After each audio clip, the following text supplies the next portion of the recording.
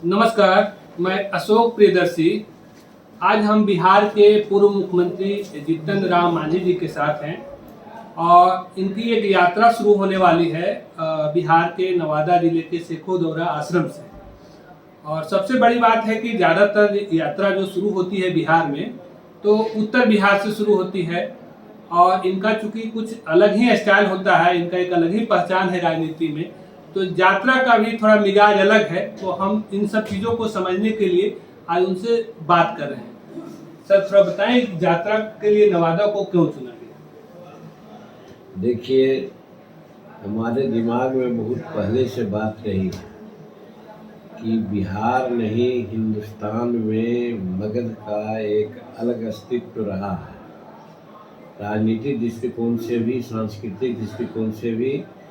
लेकिन कुछ परिस्थितिवश मगध को हम समझते हैं कि लोग मिनिमाइज किया है और मगध के नल नाम लेकर के मगध के जो हमारे सपूत रहे हैं उनके बारे में विशेष तरजीह न कर करके दूसरे दूसरे तरह की बात लोग करते हैं। तो उनकी बात होती है, उससे हमको चिंता नहीं है, चिंता है हमको अपनी बात।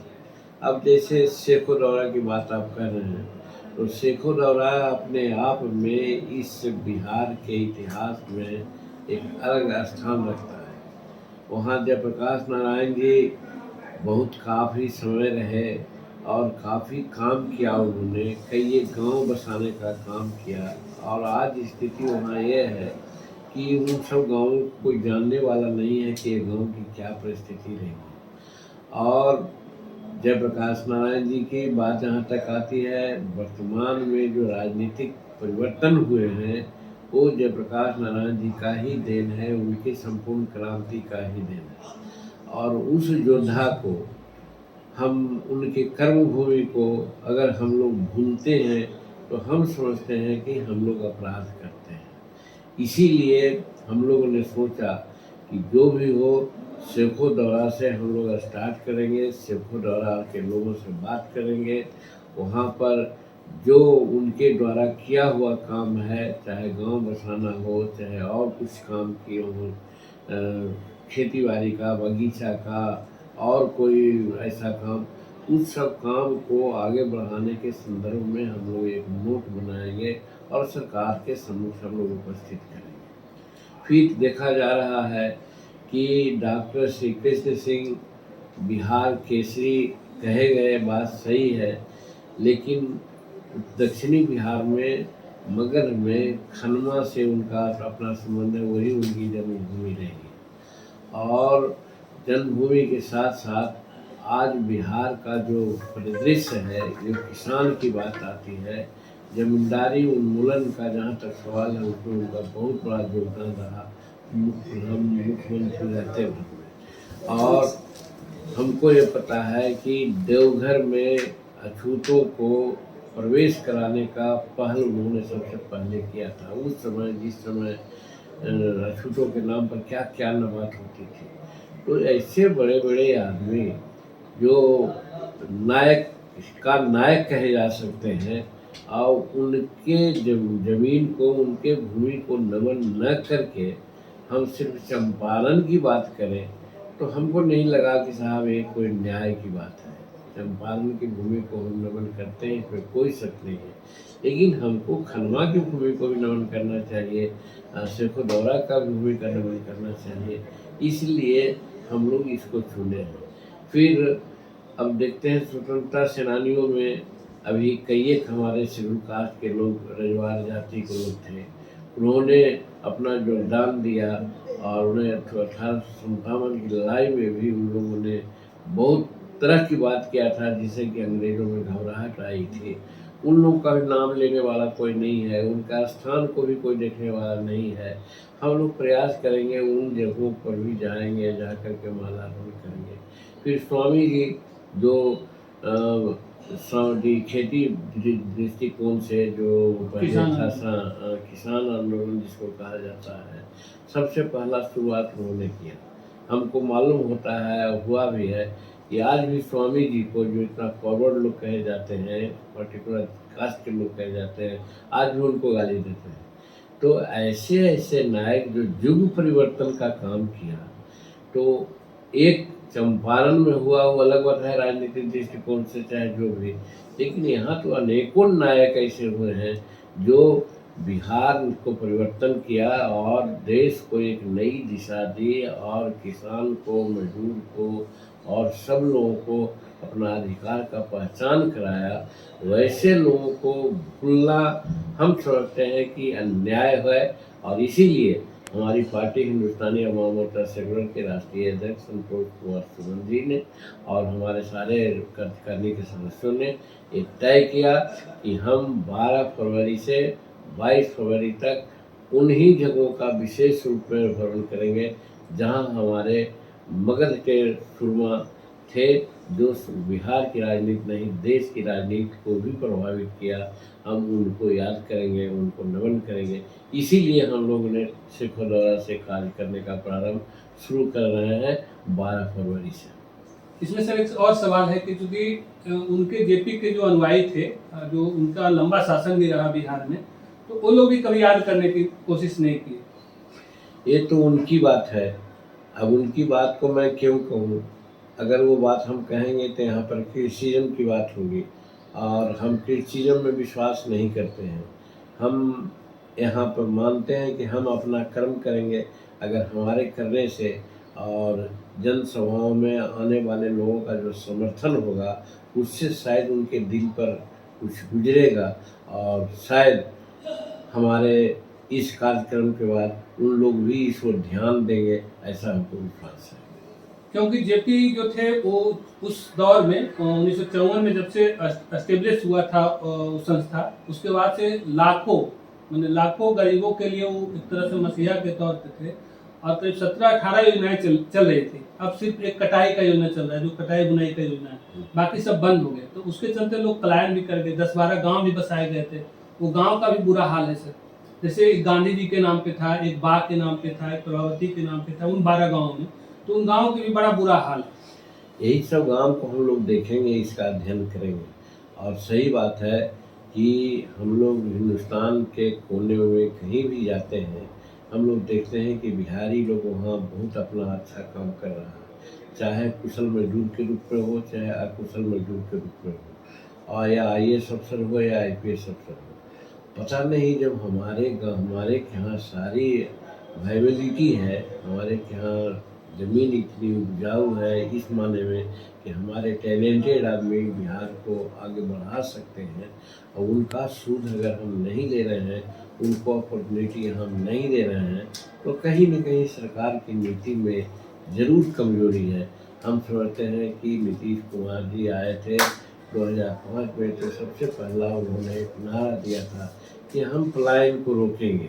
पलायन रुका भी है, लेकिन कहने का गरज है कि जिस कदर रुकना चाहिए, जितना परसेंटेज रुकना चाहिए, वो नहीं रुका।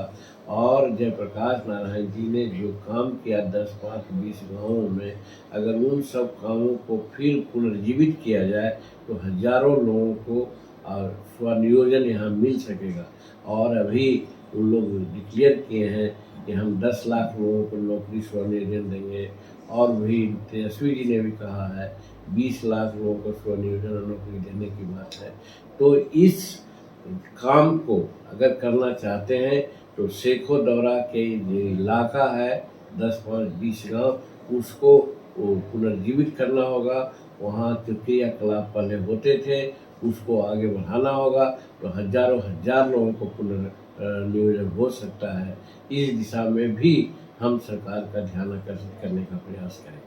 क्योंकि जो मॉडल सर आज बात हो रही है आत्मनिर्भर भारत की या फिर स्वरोजगार की, वह योजना पहले से वहाँ आप जाएंगे देखेंगे तो वो आपको देखने को मिलेगा, लेकिन चूंकि वो अस्तित्वहीन हो गया है अभी मौजूदा समय में। यही तो देखना है, यही तो जाना। इसीलिए तो हमने कहा भाई, जब इतने बड़े क्रांति दूत हुए और समूचे हिंदुस्तान को प्रभावित किए, और जहाँ उनका कर्म क्षेत्र रहा है वो कर्म क्षेत्र नेग्लेक्टेड रहा है, तो वहाँ का अध्ययन बहुत आवश्यक है।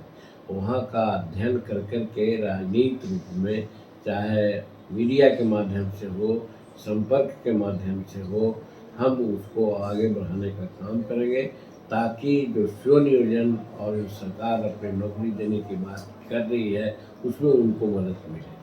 तो सर एक सवाल होगा कि जैसे अभी मुख्यमंत्री जी का एक समाधान यात्रा है, तो उस परिप्रेक्ष्य में अभी कहा जाए कि सियासी संकट का भी दौर चल रहा है उनकी पार्टी में भी, तो इस दौर में आपकी यात्रा की शुरुआत की राजनीतिक क्या वजह है? देखिए, मेरे समझ से कोई सियासी संकट का मामला नहीं है और समाधान यात्रा कर रहे हैं नीतीश कुमार, बहुत अच्छी पहल है। हमने देखा है जहाँ जहाँ जाने का उनका प्रोग्राम बनता है, 1 महीना पहले से ही उस जिला में हर प्रखंडों में देखते हैं कि सारे पदाधिकारी लोग बहुत एक्टिव होकर के सारी योजनाओं को पूरा करने का प्रयास करते हैं। जहाँ काम ठीक नहीं हुआ है वो ठीक करते हैं, तो उनके जाने मात्र से ही काम में प्रगति होती है और वही समाधान है। फिर लोगों से बात सुनते हैं, जीविका दीदियों से बात सुनते हैं और जैसा कि देखा गया है कि सब जगह लोग यही समझते हैं कि उनके आने से बहुत लाभ हुआ है, तो वो है। और रही बात सियासी संकट का, तो सियासी संकट नहीं है।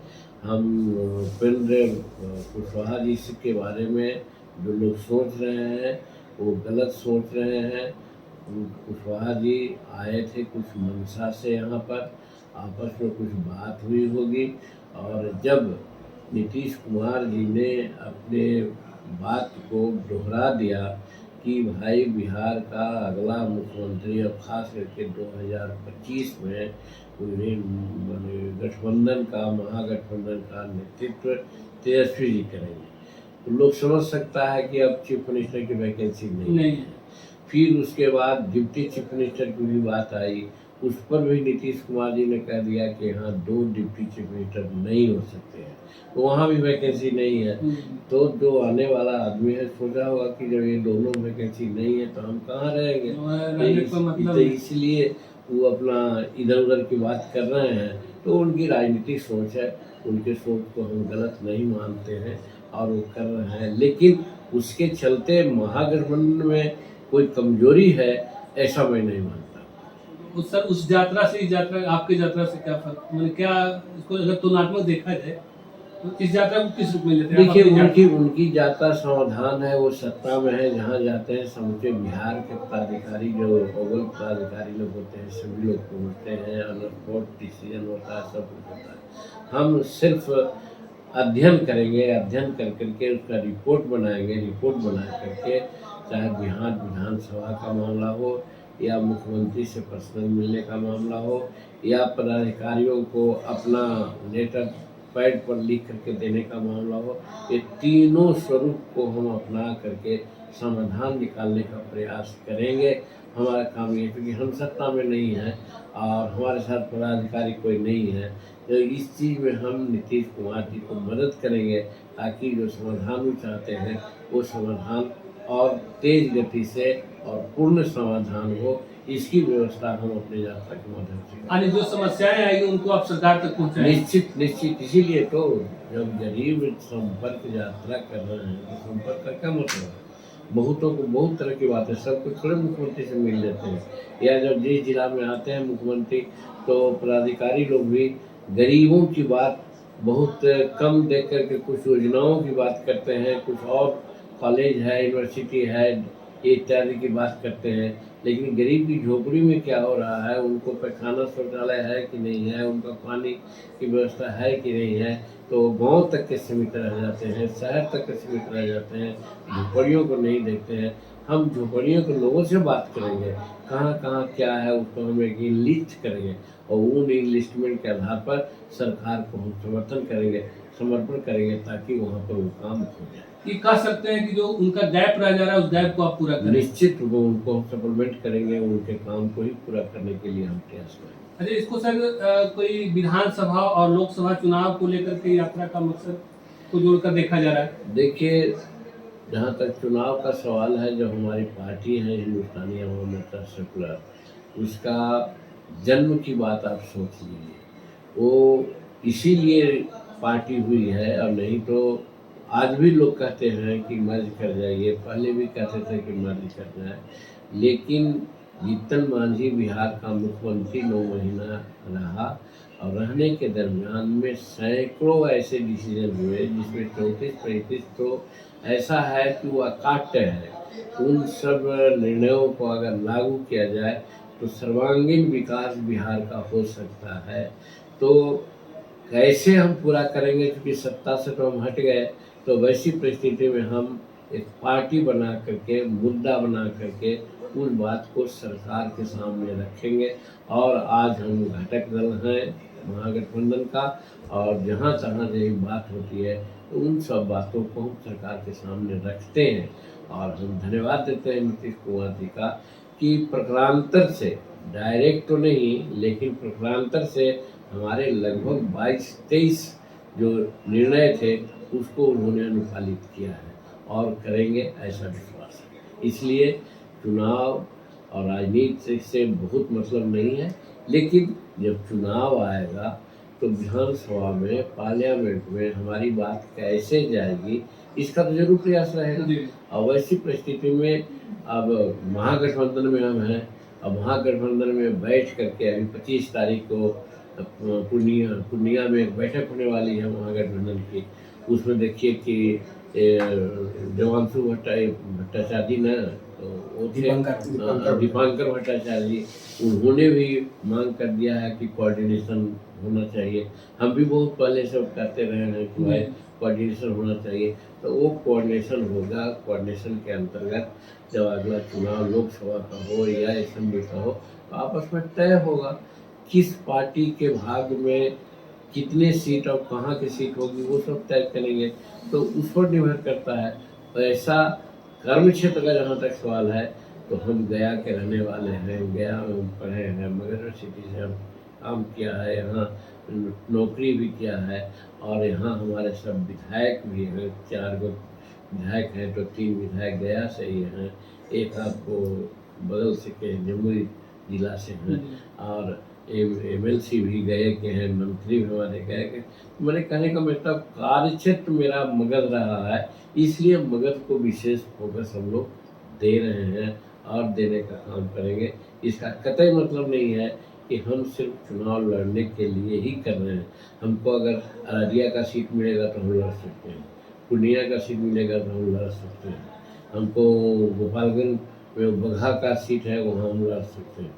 कहने का मतलब बिहार में कहीं भी हम लड़ सकते हैं, लेकिन अब वो तो गठबंधन पर निर्भर करता है। सीट दे सकेंगे कि न दे सकेंगे ये भी बात है। हो सकता है तजवीज़ करें कि साहब हम सीट नहीं देंगे, आप हमको मदद कीजिए, तो वो तो परिस्थिति बस उस समय निर्णय होगा। तो कहने का मतलब ये जो यात्रा है प्योर सामाजिक यात्रा है। समाज को कैसे आगे और बढ़ाने का काम करें, उनके दुख को कैसे कम करने की बात करें और उसमें हम सहयोगी बने, इसके लिए ऐसा यात्रा हम कर रहे हैं। अच्छा, एक सच सवाल है कि जैसे राजद के लोग सवाल उठा रहे हैं या तेजस्वी जी को मुख्यमंत्री को लेकर के सवाल करते हैं कि उनको मुख्यमंत्री बनना चाहिए, कई बड़े लीडर भी राजद के लोग उठा चुके हैं, इसमें सर की क्या प्रतिक्रिया है? हमारी सीधी प्रतिक्रिया है, हमको नीतीश कुमार ने मुख्यमंत्री बनाया था तो कहीं से कोई मांग आई थी क्या? हमको उन्होंने उचित समझा, हमको बनाने का काम किया। आज तो नीतीश कुमार बोल चुके हैं कि 2025 में महागठबंधन का नेतृत्व करेंगे तेजस्वी प्रसाद। तो इसमें मांग करने की क्या बात है? खुद नीतीश कुमार बात करना चाहते हैं, अब देश के परिधि में जाना चाहते हैं, और आज आवश्यकता है कि जिस प्रकार से भाजपा नीति सरकार बेरोजगारी के फ्रंट पर फेल हो चुकी है। आश्वासन था, आज 8 वर्ष हुआ तो 8 दूनी 16 करोड़ लोगों को नौकरी मिलनी चाहिए थी। उन्होंने कहा था महंगाई को हम लोग रोकेंगे, महंगाई नहीं रुक सकी। और सबसे कठिन कहिए और सबसे पिंचिंग बात कहिए कि GST के नाम पर आज जो 200 रुपया मजदूर कमाता है उससे भी टैक्स लिया जा रहा है। ये सबसे खराब बात है।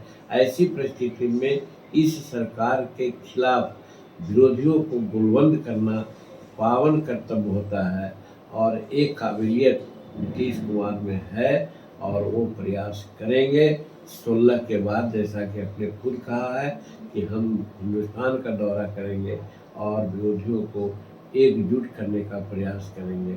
वैसी परिस्थिति में तेजस्वी जी का मुख्यमंत्री का मामला है तो नीतीश कुमार तो खुद बोल चुके हैं, समय कब है अपॉर्चुन, क्योंकि वो 18 साल देश की राज्य की सेवा कर चुके हैं, इसलिए इसके भी हित को देखते हुए वो निर्णय लेंगे। शराबबंदी पे सर आपका मुखर रहा है, तो इस क्या स्टैंड है सर? क्योंकि अब सरकार में लंबी बात बोलिएगा तो ठीक है, शराबबंदी का जहाँ तक सवाल है, हम शुरू से मानते हैं कि शराबबंदी का नीति ठीक है। हम उस घर में पैदा हुए हैं जहाँ शराब बनती थी, शराब बिकती थी, शराब का सेवन माता पिता करते थे। लेकिन आज 79 ईयर्स हमारा उम्र हुआ है, हम नहीं समझते कि बचपन में हमारे मुंह में शराब डाल दिया गया होगा, तो हमको वो याद नहीं है।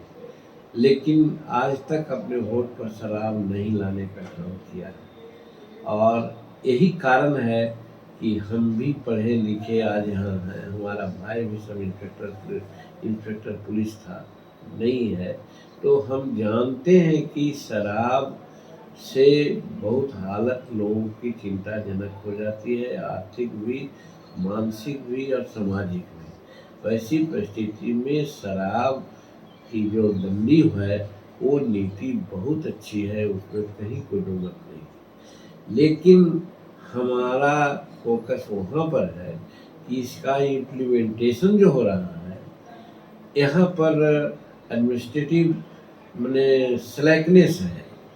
अब यही कारण है कि चाहे पुलिस ऑफिसर हो या प्रशासनिक ऑफिसर्स है, वो लोग गलत रूप में काफ़ी पैसा अर्जित कर रहे हैं और उससे गरीबों को ही फजीहत सहना पड़ रहा है।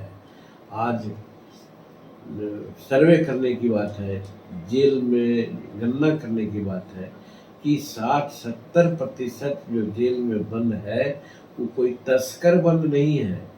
वो क्या भाई, तो 100 मिलीलीटर पी लिया है, मुंह में जार लगा और उसको जेल भेज दिया।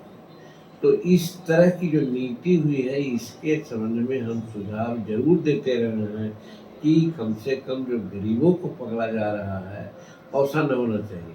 और उस माने में हम नीतीश कुमार को धन्यवाद देते हैं कि 1, 2, 3 समीक्षा उन्होंने कर चुका, और उसमें बात आई है कि जो पिए हुए मिलेगा कहीं जाते हुए उनको जेल नहीं भेजना है या छोटा मोटा जुर्माना लेकर भेज देना है। तो ये लिबरल होते जा रहे हैं। हाल में तेजस्वी जी के सामने भी आप उठाए थे, गया में, बोध गया। हाँ, वो तो हम दूसरे रूप में उठाया था, बोध गया के पर्यटन के संबंध में उठाया था। तो मेरा कहने का मतलब ये है कि शराबबंदी को चालू लागू करने के लिए जो पुलिस तंत्र है वो इस तरह से ऑपरेटिव है कि इससे गरीबों को ही घाटा है। और आप जब बोध गया की बात करते हैं तो बोध गया में तो हमने ये कहा कि शराबबंदी बिहार में करके हम बहुत ऊंचा हो जाएंगे, कम से कम हम नहीं मानते हैं।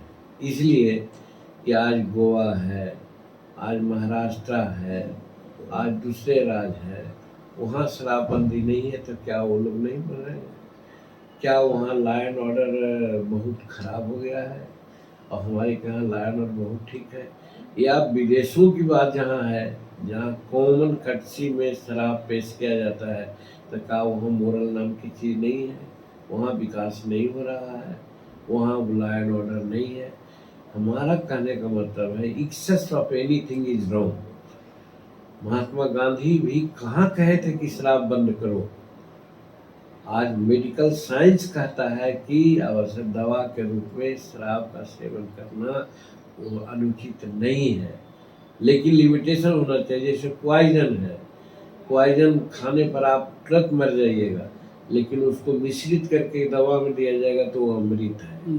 तो उसी प्रकार से शराब का एक सर्टेन लिमिट है, उस लिमिट में दैहिक कार्य करने वाला लोग या मानसिक कार्य करने वाला लोग समय पर उपयुक्त मात्रा में अगर वो लेता है और जिससे आम जनता को, आम सार्वजनिक स्थलों को कोई हानि नहीं हो, तो उसको गलत नहीं माना जाएगा। और नहीं तो आज ऐसा होता है कि लोग कुछ पी लेता है, सड़क पर घूमते रहता है, मारपीट करता है, घर में मारपीट करता है, स्कूल में हल्ला करता है, स्वास्थ्य केंद्र में जाता है वो हल्ला करता है। तो इसके लिए तो 1991 का शराब नीति है ही है, उसके तहत उसको आप बुक कर सकते हैं, तो वो होना चाहिए। उसके बावजूद भी आज आर्थिक क्षति का है। हम आज नई बात बोल रहे हैं आपके सामने। जी जी। शायद नीतीश कुमार जी को इस बात पर भी सोचना चाहिए। वो सोचते हैं कि शराब नीति से हमको आर्थिक फायदा हुआ है, कितना पैसा जाता था 500 को 5000 करोड़, या कितना तो बचता है। हम कहते हैं कि 5000 करोड़ नहीं 20,000 करोड़ रुपया जनता का फाजिल खर्च हो रहा है, कोई मान नहीं रहा है। जो 40 रुपये पौच मंगाता था या 200 रुपये पौच मंगाता है और वो पीता ही है, एक चीज़। दूसरा चीज़, उसके बनाने की जो प्रक्रिया है, चोरी से बनाता है, आज हेस्टली बनाता है, तो उसमें कुछ रासायनिक सामान डाल देता है, जिसके चलते लोग पीता है तो मौत भी हो जाती है। मौत भी हो जाती है। तो ऐसा काम करने से क्या फ़ायदा है? लिमिट कर दिया जाता। अब दुकान वो रहता जैसे 2005 में किए थे, और परमिट सिस्टम होता, जिसको ज़रूरत है उसी को हम परमिट देंगे, और वो आधार पर अगर शराब लेता और सेवन करता तो हम समझते हैं हमारी रेवेन्यू भी ठीक होती और इस प्रकार से कदाचार नहीं होते। आज पुलिस पदाधिकारी अरबपति हो गए हैं, और कुछ दिनों में आप सुनिएगा कि पुलिस पदाधिकारी VRS लेंगे और वो सब पॉलिटिक्स में जाएंगे, चुनाव लड़ेंगे। तो कहने का मतलब ऐसा मौका क्यों देना है? और पब्लिक को पीना है, अभ्यस्त है। हमको चावल कर दीजिए चाहे 5 रुपये किलो, चाहे कर दीजिए 500 रुपये किलो, हम चावल तो खाएंगे, हम तो खाएंगे ही। तो इसीलिए आवश्यक माना जाता है कहीं कहीं शराब का सेवन, वो कभी नहीं छोड़ेंगे, कुछ भी कर दीजिए वो नहीं छोड़ेंगे। हाँ, ये है कि बंद करने से कुछ फ़ायदे हैं, सिलेक्टेड रूप में हैं, लेकिन ये भी हम देख रहे हैं कि बहुत से घर ऐसा है कि जहाँ शराब का सेवन नहीं होता है, वो गरीब हैं, कोई ख़ास बात नहीं हो रही है, लेकिन जहाँ शराब का सेवन हो रहा है और उनको बाहरी मदद मिल रही है, तो फल फूल रहे हैं। तो हमारा कहने का मतलब ये है कि शराबबंदी हो, क्रियान्वयन में जो पदाधिकारी लोग हाई हैंडेडनेस करते हैं और उसमें गरीब लोग को ही सताते हैं। कौन बड़े बड़े अफसर लोगों को ज्यादातर गरीब ही जेल जा रहे हैं। बड़े लोग को 100 लोग कम से कम नवादा में अक्सर हर रोज 100 के आसपास। अरे वो तो हम तो एक बार कहे हैं ऐसा, हजारों बार हम कह रहे हैं। आज 10 बजे रात के बाद बड़े बड़े लोग हैं जो शराब पीते हैं, पति पत्नी दोनों पीते हैं, कौन पकड़ रहा है उनको? हम वही कहते हैं मजदूर को कि तुम वैसा ही करो जो बड़े लोग करते हैं ना, तो ऐसा ही करो कि 10 बजे के बाद थोड़ा ले लो, सो जाओ, सुबह उठ के अपना काम करो बढ़िया से, कोई नहीं पकड़ेगा। लेकिन ये करता है कि सुबह उठता है, ले लेता है, पकड़ा जाता है। ये आज कमाई से आ रहा है, 100-200 रुपया कमाया तो 50 रुपया को ले लिया, अब पी के घूमते जा रहा है तो पकड़ा जाता है।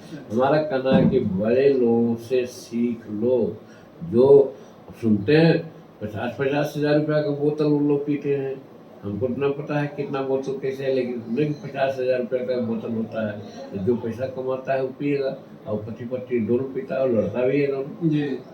तो इसलिए बड़ों का देखशीशी करना चाहिए गरीब को, और समय पर शराब पिए, कोई हर्ज नहीं, और लिमिटेशन में पिए, एक सर्टेन मात्रा में पिए, कोई हर्ज नहीं।